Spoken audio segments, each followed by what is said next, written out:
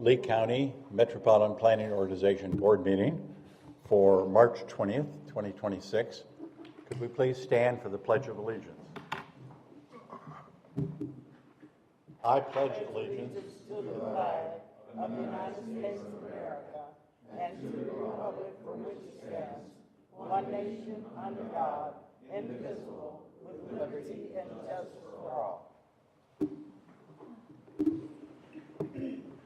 Thank you. Roll call, please. Commissioner Wayne, Commissioner Pendergrass, Commissioner Malika, Commissioner Hammond, Commissioner Petrosky, Councilmember Burson, Councilmember Giraldo, Councilmember Watkins-Brown, Here. Councilmember Lehman, Here. Councilmember Kilrain, Here. Councilmember Kaduke, Councilmember Steinke, Here. Councilmember Long, Councilmember Donnell, Here. Councilmember King, Mayor Miller, Here. Mayor Gibson, Here. Councilmember Carr, Here. Mayor Ribble. Here. We have a quorum. Thank you. Any public comments on the consent agenda items this morning? Seeing none, can we have a motion to approve the consent agenda? Motion to approve. Second. Any discussion on the consent agenda? Any objection to approval of the consent agenda? Seeing none, the motion is unanimously approved. Public comments will be taken on each public hearing item and each new business item that follows. So it brings us to agenda item number 4. Don, would you like to cover that? Yes, this is to approve UPWPR budget amendments to deobligate $627,000 in funding to be used in fiscal year 26-27, which starts after July 1st. Obviously, some of these things are based on projects that didn't move forward or didn't start quite yet or are starting soon, so we are not spending all the money that was put in those places. One of those, for instance, was the I-75 interchange planning study. We're waiting to see what happens with the federal and state appropriation as part of that process. I have some tasks for that later on in the UPWP you'll see that comes for May to see what happens. If it doesn't go through, then we'll do some study as part of that process. I open up any questions anybody has. Any questions or discussion? Any public comments in connection with this item? Agenda item 4. This requires a roll call vote. Any discussion before the vote? Motion to approve. Don, would you please call the vote? Is there a second on that? Second. Okay. Commissioner Wayne. Here. Yes. Commissioner Pendergrass. Yes. Commissioner Petrosky. Yes. Councilmember Watkins-Brown. Yes. Councilmember Lehman. Yes. Councilmember Kilrain. Yes. Councilmember Steinke. Yes. Councilmember Donnell. Yes. Mayor Miller. Yes. Mayor Gibson. Yes. Councilmember Carr. Yes. Mayor Ribble. Yes. Thank you. Agenda item 5, approving Lee Tran to continue as Community Transportation Coordinator. So this is done every 5 years. If we, the first right of refusal essentially is back to Lee Tran to say they want to do it or not do it. They did a resolution requesting the board to continue that for the next 5 years. They've been doing it since it was an emergency process back in 2021, when Goodwheels had been doing it previous to that. If they didn't do that, we'd have to go out to RFP, so we very much appreciate that they have stepped up and want to do it for another 5 years. So we're asking for approval, and we send that to the Commission for the Transportation does the contract with them, as well as in their board will approve it as well. Motion to approve Lee Tran to continue as the Community Transportation Coordinator. Second. Any discussion or comments? I would just point out as chair of the local coordinating board that the Lee Tran's performance in this role has been very good. Their on-time performance is consistently above 80%, sometimes above 85%, which is the stated goal. They have virtually no complaints, with ridership exceeding about 1,500 a month. So we have a motion and a second. Any public comments on this item? Seeing none, this does not require a roll call vote. Is there any objection to passing the motion? Seeing none, the motion is unanimously passed. Brings us to agenda item 6, approval of the Causeway Periwinkle intersection planning and conceptual design scope of services. Don? So this was something that was added to the UPWP budget back in fall. It didn't get quite started as fast as we were expecting. But now they're looking at a potential roundabout at this location. This is to do some data collection, conceptual design up front, some public involvement, and then later on review some of their charter code reviews stuff, because there are some issues if you add certain number of pavement and stuff out there that it goes to a vote. So I open up any questions anybody has. Discussion? Any questions? Any public comments on this item, agenda item 6? Seeing none, discussion or motion? I move to approve. I'll second. Second. This does not require a roll call vote. Is there any objection to passing the motion? Seeing no objection, the motion is passed unanimously. Agenda item 7, discussion regarding the I-75 noise wall analysis. Don? So this is something that was requested at the January meeting. We had several speakers that came and put it back on the agenda to spend a little bit more time on it. As part of that process, let me pull up a presentation. One of the things out of this is that FDOT had previously scheduled a public hearing to be held last summer. That was postponed later on. The draft noise wall analysis was in that packet as part of the process. I didn't actually download it. I got it from them as part of it. We don't know when the public hearing is going to be scheduled at this point. So as part of that process, obviously, they're looking at it. The residents out there are looking at. They don't want it to get too far down this process of determining where the noise wall is going to be without having some say in the process and actually finding out, some of the issues that they have. And I'll point some of that out. So this is for the 6 to 10 lanes. It's going to be 10 lanes from Collier County line up to Corkscrew Road. The project goes all the way down to Golden Gate Parkway. As I said, the draft documents were put up out there and then taken back down when it was postponed. Just to give you a little reference of where the Brooks communities are, Corkscrew Road's kind of out of the picture, but it's at the top right there. That's Three Oaks. And then in the middle there is Coconut Road that comes through there. So all of these, there's several communities that butt up against I-75 on the western side. So this starts from the bottom, like Bonita High School is a little bit further down out of the picture here. Where it shows in yellow is where they propose a 22-foot wall.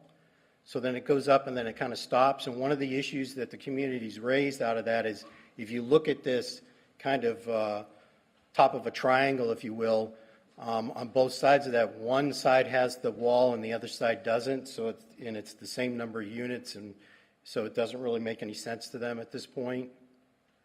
And then there's a gap in the middle, like the ones you can see at the bottom there where it doesn't have a wall. Meanwhile, at the top here, you'll see there's a wall again.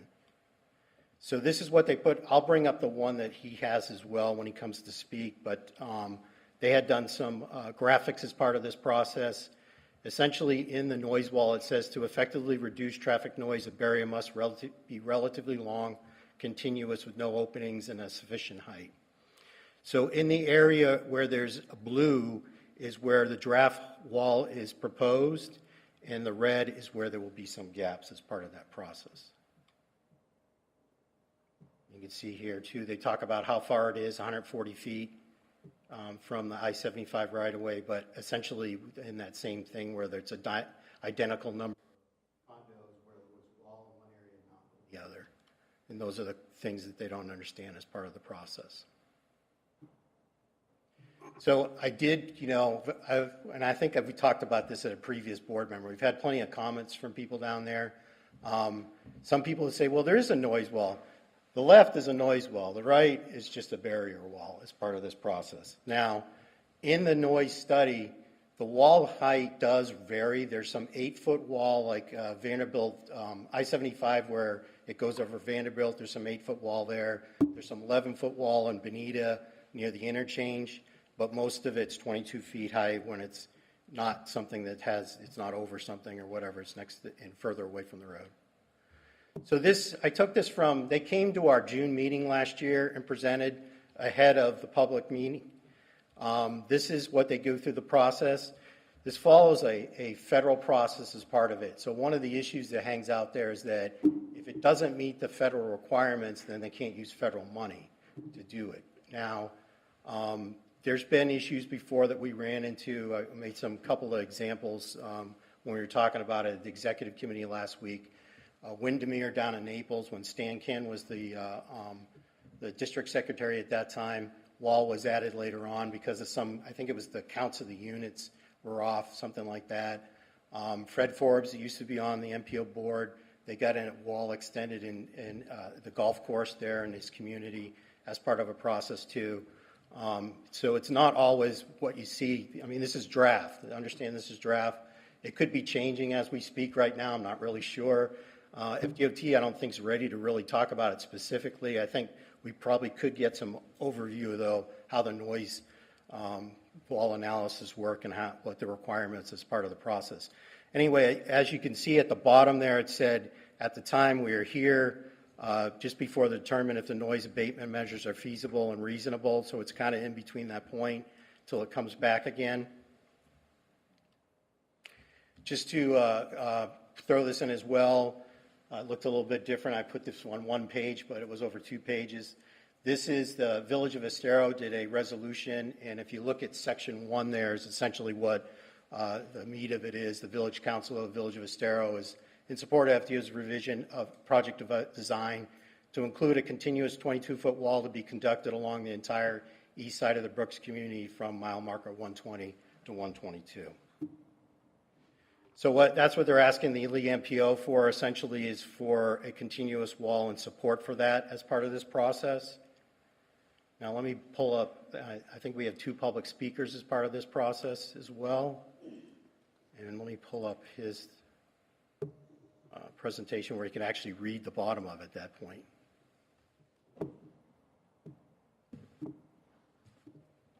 Okay, Mr. Chappelle is our first public speaker.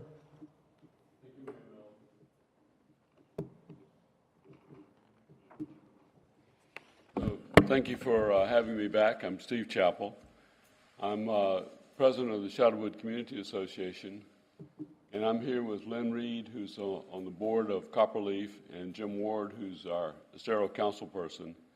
We're representing the 3,654 homes in the Brooks. It's about 7,000 residents. And we're here to reinforce exactly what Don said. We're asking for a continuous 22-foot wall. Now, Don did a great job of presenting it, describing the situation we're in. I just want to emphasize a couple of points and then make a formal request. And the formal request is for the wall. So, to emphasize the points, last time I was here, I talked about the document. And Don mentioned this. FDOT has proposed, the document proposed a wall segment here, a wall segment here, and their same document says a long continuous wall would be better, and that's what we're asking for. It also says they accept public input, public comments, and to that end, with Mayor Ribble's leadership, Estero passed the resolution that Don mentioned. Now, we've since discovered a couple of other interesting things. Thank you, sir. That Don got ahead of me. He did all this. So we've got 2 condo units, Oak Hammock and Sago Point, and they both have 44 units in each one. They're both 140 feet from the right-of-way, and yet we got a wall here and no wall here. And I think FDOT would say, well, you really need a longer wall because sound doesn't just move horizontal. So so that's a little surprising to us. And the other thing, maybe even a little more surprising, is we've got Pebble Point, which is basically a martini glass here. And the proposed wall covers only part of the martini glass. I don't understand that. So now, as Don pointed out, all of this is from a draft document. No, I hope it's changing. I talked to Jeff James at FDOT at the suggestion of Wayne Gaither from the last meeting, and we had a long discussion, about an hour. But the document's in draft, so now's the time to step up and say, let's put a wall here before it goes final. And all this techie stuff I've been presenting is fun, and I like it because I'm an engineer. But the real issue is the quality of life. The real issue is the noise, being able to enjoy our homes. So that's why we would like your support for a wall along the east side of the Brooks. Thank you for your time. Thank you, Mr. Chappell, for your comments. Next speaker is Mr. Reed.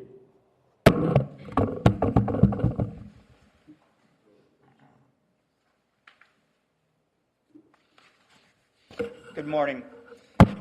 And again, thank you for allowing us to return today.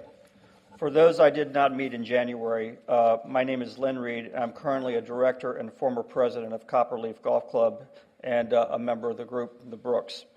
And I'm speaking on behalf of the Brooks communities along with Steve Chappell and Councilman Jim Ward. Steve has just outlined some of the technical aspects of the draft noise study.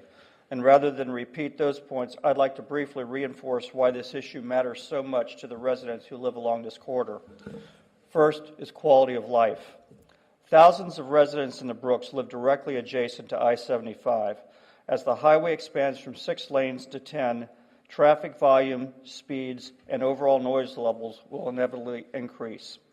Even today, many residents report the outdoor conversations can be difficult at times and that highway noise intrudes on the quiet enjoyment of their homes and neighborhoods.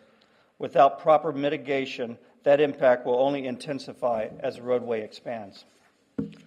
Second is public health.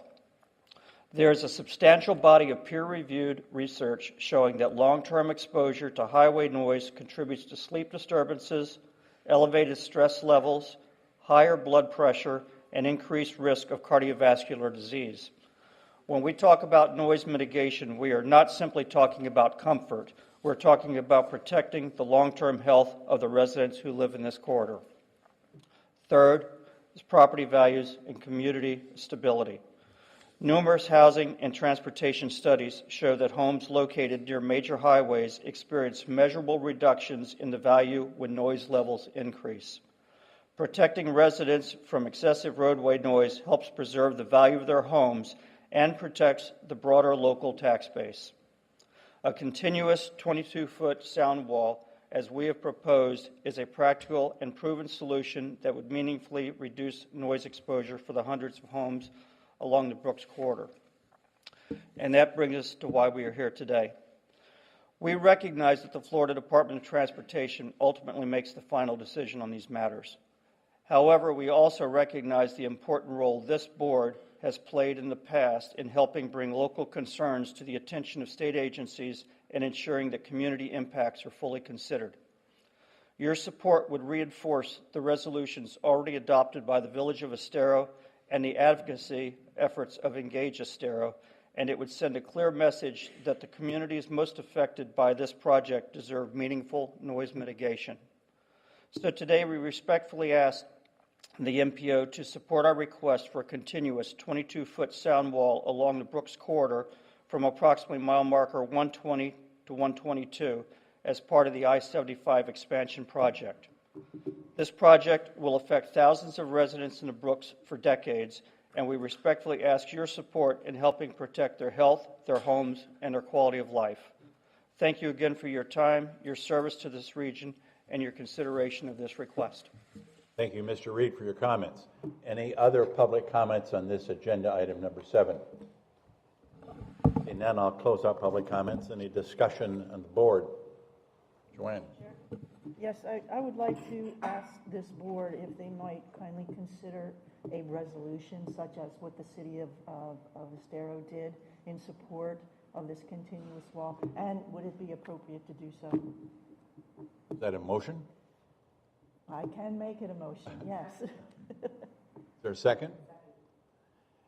Any further discussion? Laura? I'm just curious, I support it completely, but why wasn't it continuous in the beginning? And why did they stop and start? I don't think it was a matter of stopping and starting. It was what was there, and then the developments were around it. And now with the expansion, they would like the continuous wall. So, yeah, definitely. Yes, sir. Is there any difference in crown of road elevation and elevation of the homes in those spots as they've been built at different times? I'm just wondering, because it doesn't make sense to me. I'm in support of the motion as well, but just from a rationale standpoint, why they would break the wall in those spots. I just didn't know if potentially there was a difference in crown of road elevation, and that was their reasoning for not having the wall there. I can't really answer that directly.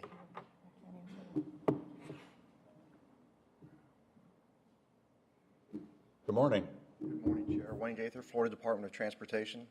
While I did come up here, I also cannot answer that question directly, but what I can say is that as a part of the process for looking at noise barrier walls, it's done through the PD&E component as we do a capacity project. PD&E component gets done years in advance of the actual construction or the dirt turning that people will see. And what we do is we take a look at the existing environment at the time. If a house is there, then a house is there. If a house is not there at the time, it's not considered as part of the study that gets done. Through the noise barrier wall study that gets done, there is a finalized date. And at that point, anything that occurs after that point in time, which is all part of the overall PD&E process, then those are not considered as part of the housing units, the structures that may receive a sound barrier wall treatment as part of that capacity project that's put through. So we've got a current project coming on right now with I-75, and that's where we're at again, doing the overall analysis of the area, both as part of a PD&E and noise barrier wall review as well. That's where we had our gentleman on the side making public comment on. I offered that as assistance to see if I could help with that question. I hope it did. Thanks. Just a quick question. The design parameter here is based on survey data, not necessarily decibel metrics or anything like that? So the noise barrier study that gets done, there is a model that is prepared, but it is designed to take to review decibels, noise that gets generated. The magic number is to ensure that we're trying to keep everything below 66 decibels. It is a rather lengthy and complicated process. It's a federally regulated process. We could, if you're interested, I can touch base with Don, and we can have, at an upcoming meeting, have someone from our staff come by and do an explanation of the overall process, if that's something you're interested in. So Mayor Rub. have those decibel readings been taken? Those are registered through existing counts and then modeled into what we plan the typical to be and where we anticipate those sound waves, those sound barriers to extend beyond. And then with that, there's an overlay, and we take a look at what's actually out in the real world. So it's still continuously happening?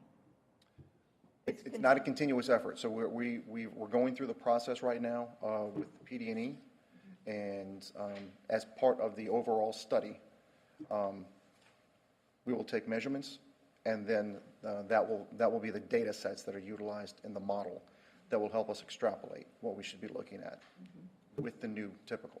May I comment? The chair. To your point, there are 2400 receptor points that are modeled along the 18-mile stretch that's being expanded. And these are modeled in the computer. There's no real reality. But in order to check it, to make sure it's right, the good engineers, they do send people out to check various points. So there are 6 points that are checked by humans. Okay, well, we've closed out public comments, so it's okay, I appreciate the input, but any other further discussion? When they do the study, Wayne, do they consider the fact that 75 is going to be widened and take that into account? Yes, ma'am, that is that's the factor that gets, that initiates a sound barrier, a noise barrier study. If we do not do a capacity project, there is no noise barrier study. Yes, sir. Thank you, Chair. I'm understanding what has been presented, but as the two people spoke, it is confusing based on what you're showing me. That's just like a duh. So the question is, in the decision-making process, you're asking for, and I support the motion, a resolution to support it. Who ultimately makes the decision, and at what point are they going to make the decision? Can you respond to that, Don? Yeah, FDOT will be the final say on this, and as I stated, that if there's a location that doesn't meet the criteria, then they can't use federal money to do that. Then someone from locally would have to step up to pay for that. So that's the one part of, they can't just do it, is what I'm saying. So the follow-up, so what I'm hearing you say is that there's a resolution, we can support the resolution, but if the criteria which brought us to this point says that, well, it doesn't fit it, we'll support it, but then you guys got to come up with the money? Yeah, they won't do it essentially if it doesn't meet the criteria. Now, there's a whole lot of other criteria. There's financial criteria, there's how much the traffic projections are, how many units, and all this kind of stuff that goes with it that I looked at this, there's part I don't understand. I didn't understand the whole voting aspect of this thing. I don't remember that from the past. Maybe it's newer, but so I think there is some benefit in hearing on how they do the processes doing. But yes, in the end, we had this discussion at the executive committee, and the attorney said, Derek said that, you do a resolution to them. FDOT doesn't know exactly what to do with a resolution, particularly if it doesn't meet their requirements. So, Sure. I guess at this point, would the resolution that's currently being proposed be the best we could do to influence FDOT to make a continuous wall? Yeah, even a letter of support would probably do that with FDOT, but that's fine. It's up to you all how you want to move forward. Commissioner. So, good morning, everybody, and I apologize. I had another matter I had to wrap up a call on, so I'm sorry to be late, but this item was important to me, and I was trying to bring this forward in our January meeting, so I apologize for catching up here a little bit. But to Bill just asked the question along the lines I was trying to get to is, I wanted to show my support for this as my district, and it was asked from the constituent concerns to give it whatever support I could. So I'm saying, as this body, what is the best mechanism we can ask for to show our support, or if my colleagues were so moved? Has there already been a motion made to? Yeah, we have a motion on the table for a resolution in support of a 22-foot high sound wall between mile marker 120 and 122. Any further discussion on the motion? It appeared in the report there was some positive Yeah, we had a couple speakers that spoke. results and recommendations in the report that was given Yes, to us. sir. So it seems to be tying together. Again, I apologize for catching up, but I just wanted to make sure that I voiced my support for the motion as well. Last chance for discussion. Call the question. Any objection to the motion? Seeing none, the motion is approved unanimously. It brings us to agenda item 8, presentation workshop on the Lee and Collier MPO consolidation study. So what we're presenting today is a little bit different than what was in your packet, because at last week's meeting, where they presented to the Collier MPO, and let me read it verbatim. My motion is to discontinue the process of consolidation and to discontinue any process that would have further discussion in workshop. They're planning on doing some workshops later on. Our discussion since that point is essentially to wrap up this study. She'll do a presentation today to wrap this up through the process. So we have something to deliver to the legislature if they put it back in. For anybody that wasn't involved in the last joint meeting, the day before that joint meeting, legislation was amendment was put in legislation that said do a study to look at the consolidation of the Lee, Collier, and Charlotte MPOs, which we were already looking at Lee and Collier, not Charlotte. Both of those, it was in both bills, Senate and House. Both of them were approved to a point, but they weren't exactly the same, and they both essentially pointed at each other saying, no, you got to approve my bill, so it didn't get approved in the end. There are some things from our standpoint, I'm saying from the Lee County MPO, that we need to resolve moving forward, and so we do want to address some of those, and then one of those is the fact that every time the urbanized area keeps growing to the north, more population gets attributed to their MPO, which impacts funding that we receive. So we're having those continuing conversations with the Collier MPO as well, but that's something we need to resolve because if you go back 20 years or so, it was a little portion of Bonita, it wasn't considered a whole lot, and then it started being Bonita and about half of Estero. That line now goes all the way up to Alico Road, so it includes Bonita, Estero, and San Carlos Park. It's not like you just combine those populations because it's the urbanized population of that area, but it turns into real dollars that we are missing out at this point. And not that I'm promoting it, I'm going down the same road they're doing. Combining would have solved that problem. One of the other things that would solve that problem is if we said, Bonita and Estero, go sit on their board. But then you miss some of the things with the county coordination and everything else too. So we're hoping that we can do something that's similar to what Lee-Tran does. They have an agreement with CAT where there's a percentage of funding that gets put back to Lee County because of the way that urbanized area is. So I have questions at the end, but let me have Tia come up and present at least what's happened in the study. There were some interesting comments within because it wasn't just you all being surveyed as part of it, it was all elected officials, ones that aren't on the MPO board, and there are definitely some interesting comments that were made as part of that process. Tia's Cutter. Good morning. Good morning. Good morning. Thank you all for having me here today to present our findings so far on the consolidation feasibility study. Hit that arrow when you want to go forward. Perfect. Thank you. As Don mentioned, my name is Tia Boyd. I am a research associate at the University of South Florida Center for Urban Transportation Research. Can you hear me? Better now. Go a bit closer so that you can hear me. Thank you for letting me know. All right. Now I have to adjust that. There we go. Several factors have prompted regional discussions and legislative proposals focusing on MPO consolidation. This study is intended to provide baseline information on current operations, existing collaboration, relevant federal and state laws and regulations, and local elected official perspectives. I would like to note that this study does not obligate either MPO to take a specific action. For this study, we have completed several tasks, and those findings are documented in 3 technical memorandums. In November 2025, you received a presentation on the finding from text memos 1 and 2. We have also shared the key facts summary document, which covers items such as governance and representation, operations and staffing, financial management, planning and prioritization, and implications for funding. My presentation today will cover what is in Tech Memo 3.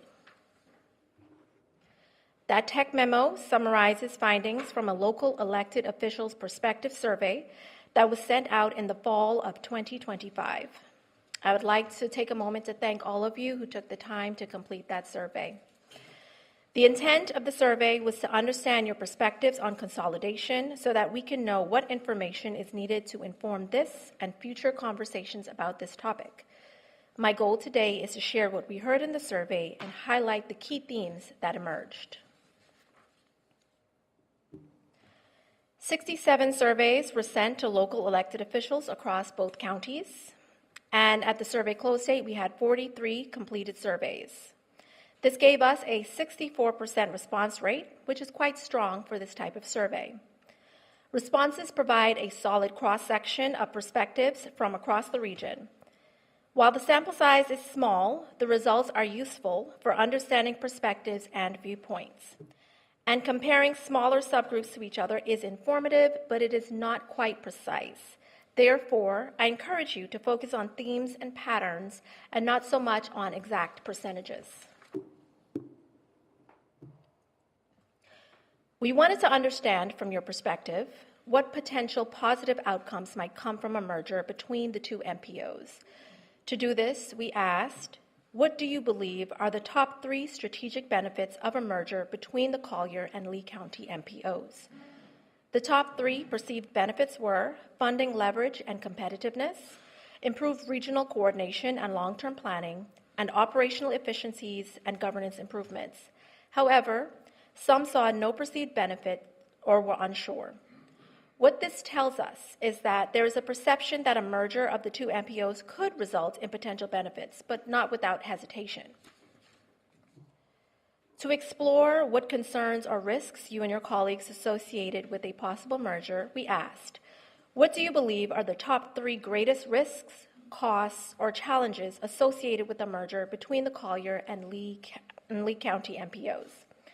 The top 3 perceived concerns were representation and voting balance, funding competition or inequity, and loss of local voice or autonomy tied to organizational complexity. Overall, what we see is tension where elected officials can imagine possible regional benefits, but are also worried about the potential loss of local influence under a merged structure. The next few slides I will show you step back to look at broader themes that emerge across the entire survey.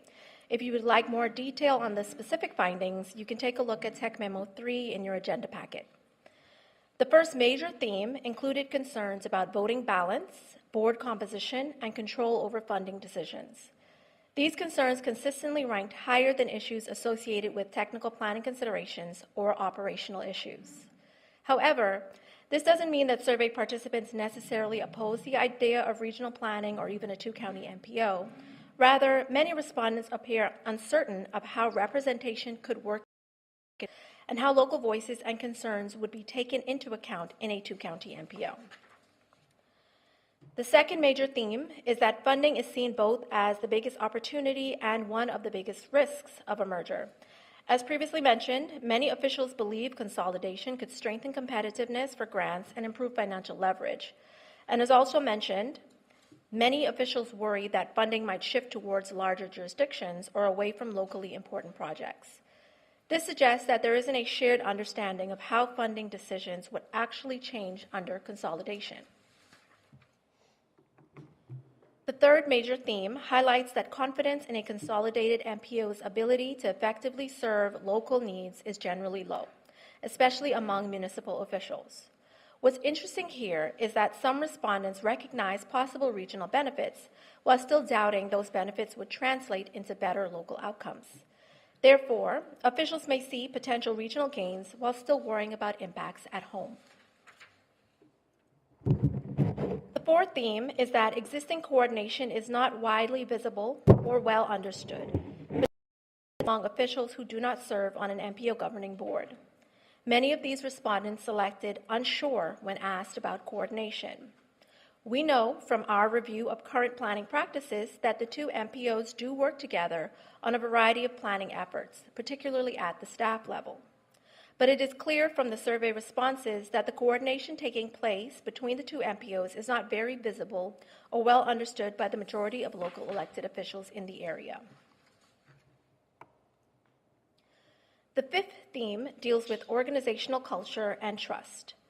Responses about compatibility between the two MPO boards were mixed, with many respondents selecting neutral or unsure. This suggests that many survey participants simply don't have enough exposure to judge compatibility, or that they see both similarities and differences. While familiarity seems to influence confidence in evaluating compatibility, in these instances the results were still mixed. It is important to note that the two MPOs already operate under the same federal and state requirements and use similar planning processes, suggesting that concerns about culture may reflect limited interaction rather than deep incompatibility. The sixth and final theme is that many officials appear to view MPOs primarily through a local lens, with concerns about losing local funding or attention to local projects being common. However, the MPO process exists in federal and state law largely to focus on metropolitan connectivity, safety, and mobility outcomes. So one takeaway is that future discussions may benefit from clarifying how local priorities fit within metropolitan-level planning responsibilities. That concludes my summary of the survey findings. In a moment, we'll open it up for questions and discussion. But first, I did want to share that if beyond today's discussion, if you have any additional input, you can please send it to Dawn by March 27th so that we can take it into consideration during the wrap-up of this project. And our team's next step is to complete Task 5, which will include a final report. And with that, I can open it up to questions and discussion. Any questions or discussions? Commissioner. If I may.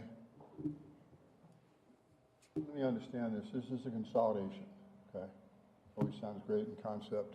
How many people do you have working for you? 4 total. 4 in total. Okay.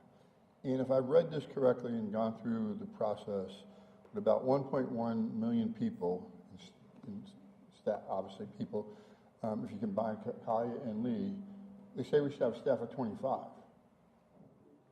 So I'm trying to understand the savings in this process. We're 4 people, 860,000 people.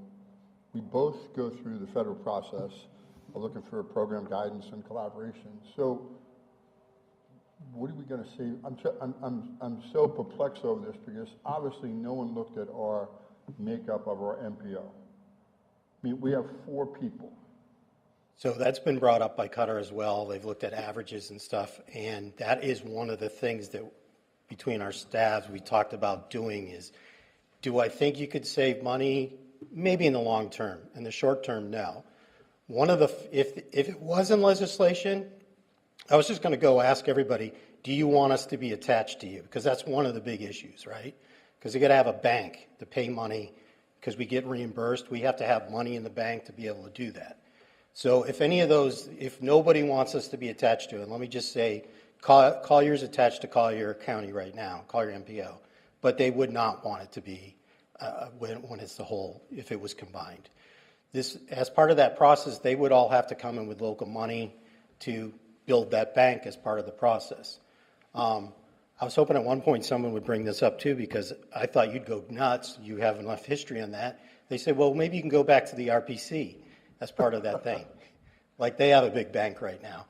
Anyway, that's one of the things we want to look at as part of wrapping this study up is the actual, this is what it's going to cost. If you don't do it at the right time, it costs you more money too. This is one of the things I was meeting with our auditor about a week and a half ago, and I was just mentioning this. And he says, oh, if you close your business and restart it as something else, you got a bunch of paperwork to do it as closing it too. It's just, one of the comments in there was, well, if we don't like it, we go back. This is like you're making a business, tearing it down, then making a business again. So we don't look at it like you could save a lot of money either based on the averages of everything. We're not, presumably, we have a good deal with the city of Cape Coral. We would not have that moving forward. It'd be something else where we're all renting and stuff, at least a location somewhere. Board meeting, I don't know if we were 2 or 3 boards, we'd be sitting in here as well. You might be renting a room as part of the process. So no, I didn't see that as we're saving money. But that doesn't bother me as much as the second part of that. The second part of that is, if you combine, there's more money to do stuff. No, it's the same amount of money. It's just the 2 of them put together. That whole thing about, okay, you're going to go and get more discretionary dollars. Do you think that's hurting us right now? We went out and got a $12.5 million Tiger grant with 4 people on staff at the time doing it. It didn't hurt us as part of that process that we weren't combined with somebody else. So I just question some of that from that standpoint. Yes, sir. I agree. I mean, the issue, honestly, I struggle with and offer any type of consolidation, any type of cost reduction. But, we went and we were proactive, separated from the RPC. We shed our overhead. We continue to be as nimble as we possibly can be. The other aspect is that whether you want to have Charlotte or you want to have Collier, they're two different communities than we are. Collier is predominantly residential with just a population explosion that's going on. So I don't know how that would work. Collier, you know, they seem to have a more of a desire to be frustrated and do their own MSTUs to try to fund some transportation initiatives. So it's almost like they didn't really work the process as far as we could. I mean, we've had great success. Your Tiger Grant was just one I was going to talk about before, but, you know, we also are in the running on a couple of, you know, US DOT grants right now. You know, we've always been in the mix. I think we do a great job advocating. The concern in general is I don't see the cost savings. I don't see any type of real individual and concentration on Lee County.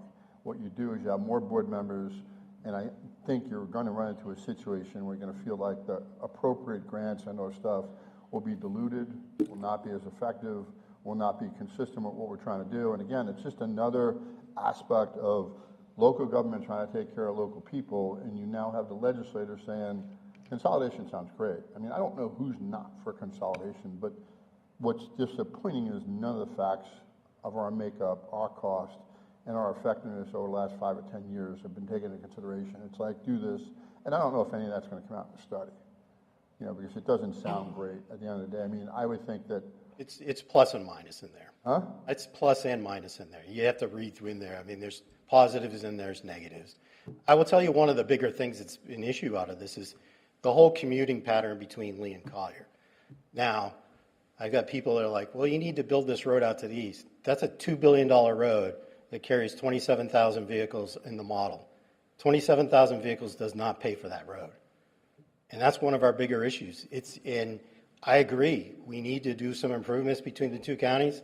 It's going to be expensive. If you think something like Bonita Beach Imperial looks like it does, if you really want not backing up 3.5, 4 miles, it's not going to look like that. But we don't really have the money to do it. I know we've had this discussion at the January meeting. Commissioner Pendergrass. Oh, thank you. Thank you for the information. My personal opinion is, Michael represents Sanibel, Teresa represents the city of Fort Myers, Joe and Bill's here for Cape Coral. I don't want to see us competing with Marco Island and Naples, okay? So we're all here because somebody in the House wanted to put this out there to rattle the cages, as he said. But again, we're working good now. If we look at the projects we have in the ground now throughout the county and into Collier County, we're working together really good now. If we look at the projects going to be done in 4 years throughout Lee County, between Burnt Store down to Corkscrew, we're doing a lot of good work with what we have now. I think it works now. We represent who we represent in Lee County and our different cities, and that's the way it should be. Thank you. Yes, sir. Thank you, ma'am. The study is what the study is. So, and I appreciate it. No, I don't mean that, because they got that from our feedback. My question, I think you might have heard the Commissioner Pendergrass, whose idea started this piece and what was the purpose of the study? Because she said in her first slide, no one takes any action. So that was curious. Could you answer that for me? Forgive me if you did. I'll give the history. So when this first came up, the legislation, a couple of years ago, legislation was put in, and it said the Lee and Collier MPOs. That was following the Tampa area being the previous year. They're going down the road of maybe consolidating. I'm not sure at this point based on how fast. Where's they? Tampa area, Pasco County, Hillsborough County, and Pinellas County. The MPOs, sorry, 3 MPOs. So at that point when it was thrown in there, we had a discussion about it didn't pass, but we had the impression it was going to come back again. Little did we know it in Charlotte. So we had the discussion with FDOT about let's have a study, because if they tell us in July it's passed, and this was actually December, but if it said I've seen stuff for FDOT where it's due October 1st. If it was something like that, let's have something, we just give them the study was already done at that point. And that's why we did the study. Let me just say, it's just the study. It doesn't say we're consolidating.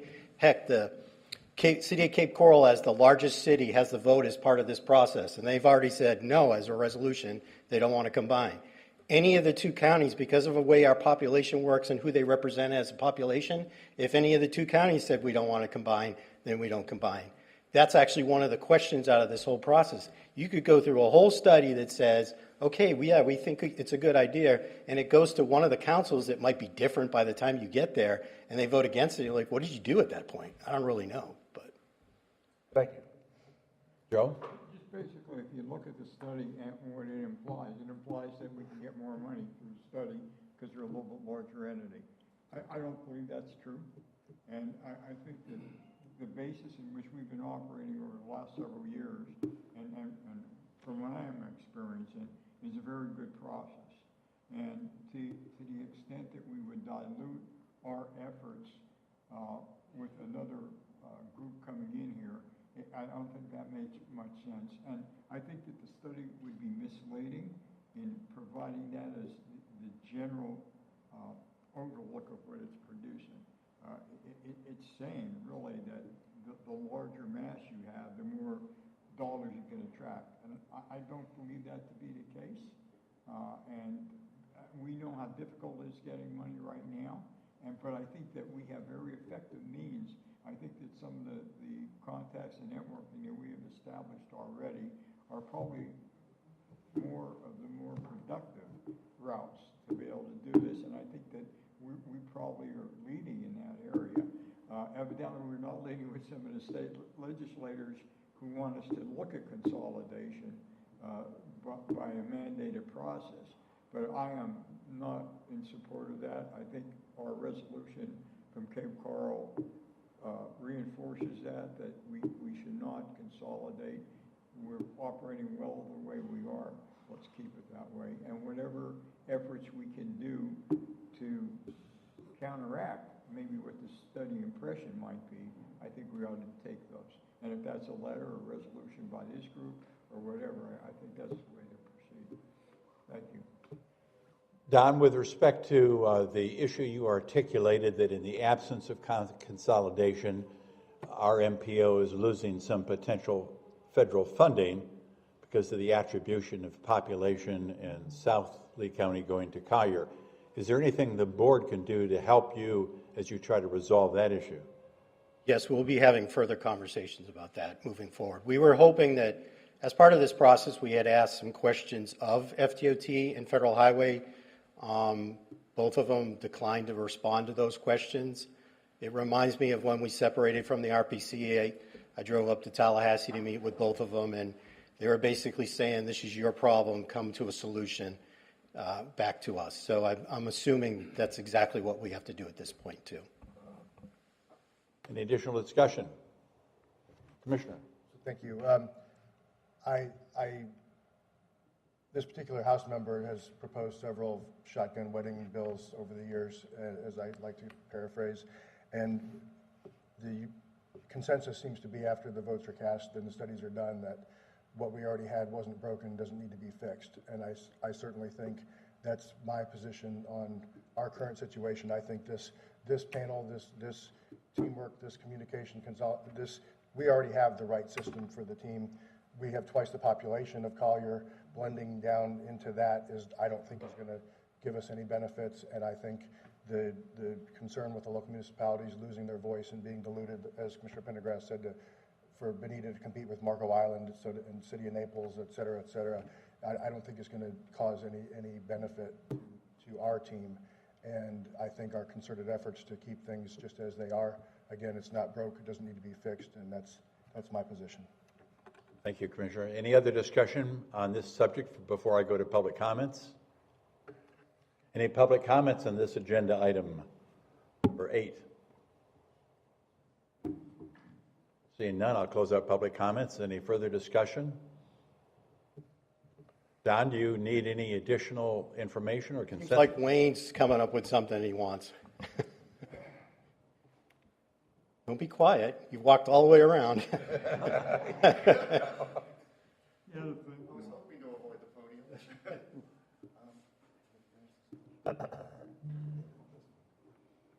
Mr. Chair, Wayne Gaither, Florida Department of Transportation. As part of what was conducted at the Collier MPO, part of their motion had had the cutter continuing to work at the staff level to just finalize the study that is currently in place. It was funded. It was a commitment that was made by the Florida Department of Transportation, and we just wanted to basically put a period behind this study, utilizing comments that were going to come from both Don and Collier MPO staff, with the sole intent of just, like I said, finishing the study as opposed to just kicking it to the curb. Good, thank you. Any other comments, discussion on this item? Seeing none, moving on to public comments for items not on the agenda. We have one public speaker, Mr. Cochran.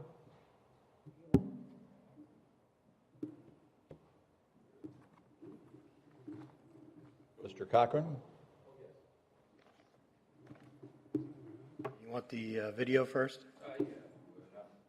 This is from last meeting. I had FDOT and you guys were. Deck. And then conversations are ongoing about building a brand new bridge. It's safe to say I can't answer that question, to be honest with you, if it's going to be 9 years from now or 10 years or 5.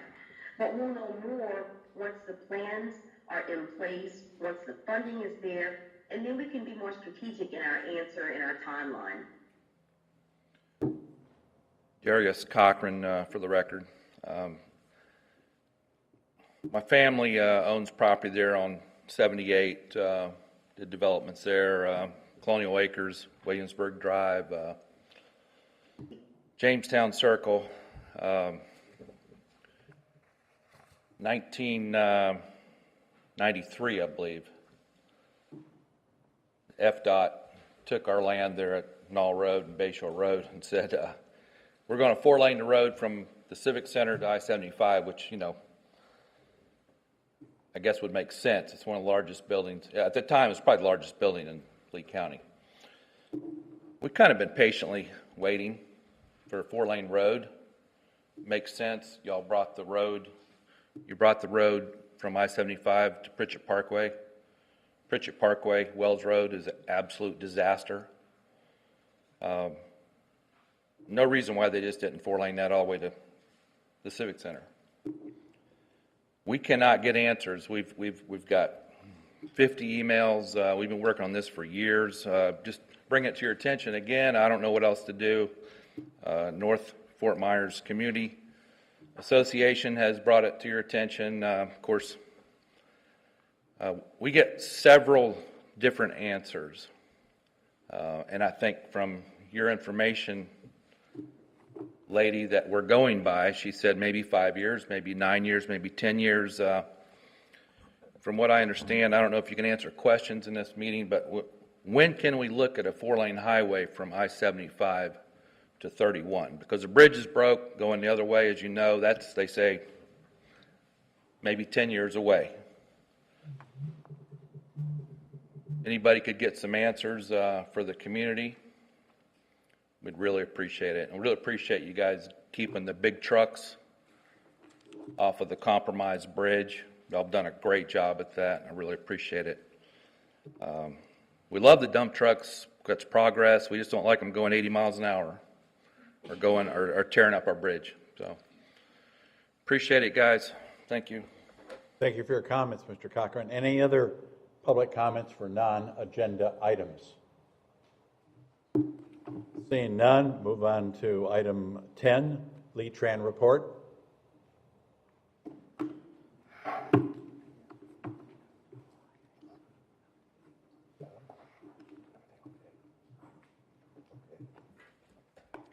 Good morning, Kelly Fernandez, Lee Tran. I have a brief report for you this morning on Lee Tran's ridership and projects. Our fixed route ridership for the month of February was 158,830 riders. Our Passport paratransit services are providing about 600 passenger trips daily, which includes transportation disadvantaged trips. We are seeing an uptick in daily paratransit trips with peak days nearing 700.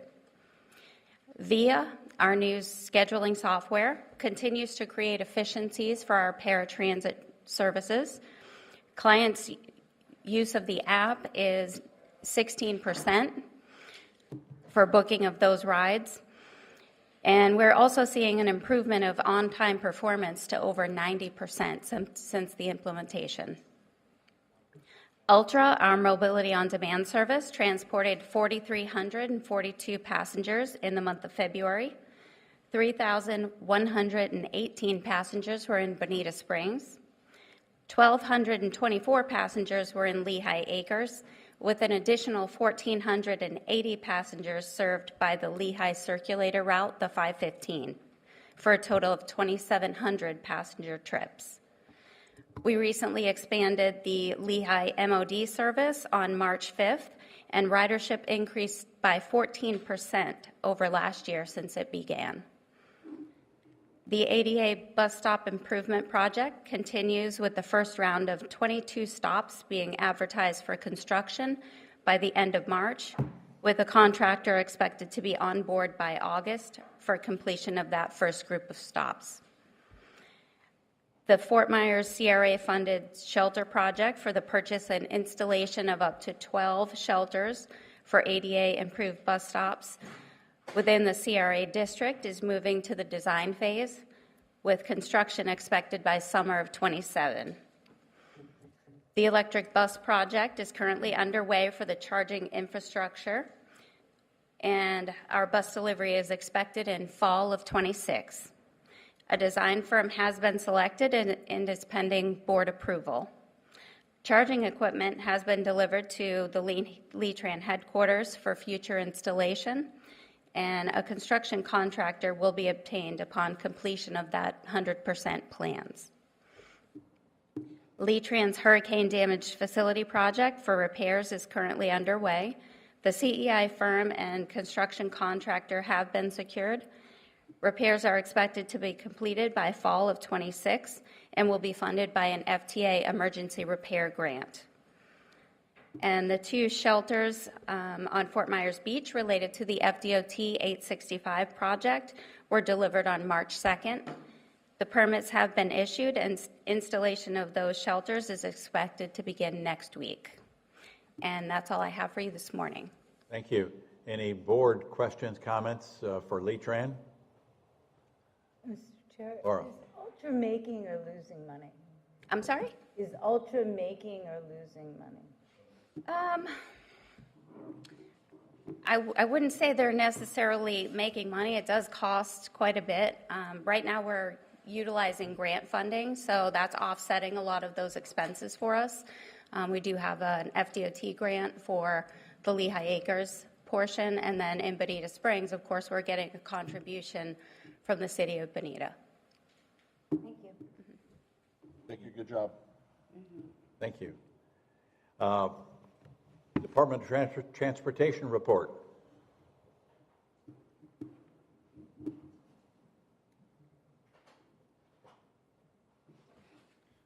Mr. Chair, Wayne Gaither, Florida Department of Transportation.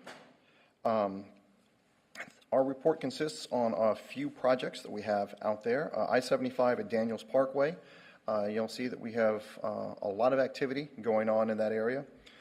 During the upcoming week, March 22nd through 26th, you'll probably see quite a few closures that are taking place at nighttime. There's going to be an awful lot of activity that's going place with some lane restructuring, but that'll be a lot of the activity that's going on. Obviously, much more detailed work that'll be happening, but that's what our driving community will see in the evening hours, or some road closures. We're going to be doing a lot of that at nighttime. The Wilson-Pygott Bridge, we have some work that's being done. It's considered emergency repair work that's being done. We're fabricating a new deck that's going on that structure. That deck is still being fabricated from the information that I have received as of this morning, but we are anticipating this effort to take place sometime in mid-April, where we'll have to close the bridge for a week, possibly up to 10 days. We'll be working to get that back open as quickly as we can. This was referenced in our last comment that was brought up. We do have truck traffic, commercial vehicles, restricted from that bridge right now as more of a precaution than anything else. And we will be able to bring that bridge back up to full use again for all vehicles once we have the new decking in place. Any board questions for FDOT? Seeing none, MPO staff, any announcements? Now, next meeting is in May, and in the information distribution items, I did put in there The MPOAC has some training. They usually have like 1 or 2 board members that can go. It's a little different than it used to be. It used to be over a weekend. It's on a Friday, May 1st, if anybody's interested. Any board comments, discussion pertaining to announcements or information distribution items? Seeing none, we've reached the end of the agenda. Any objections to adjournment? Seeing none, we are adjourned. Thank you.